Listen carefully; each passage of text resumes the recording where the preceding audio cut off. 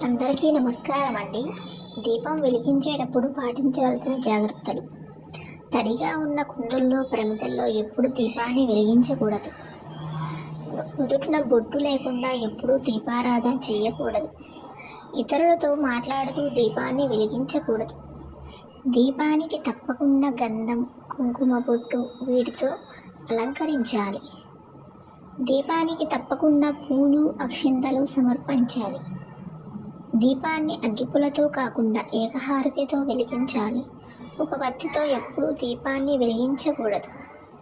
2 లేదా 3 వత్తులతో దీపారాధన చేయాలి. Thanks for watching. Please subscribe my channel. Thank you.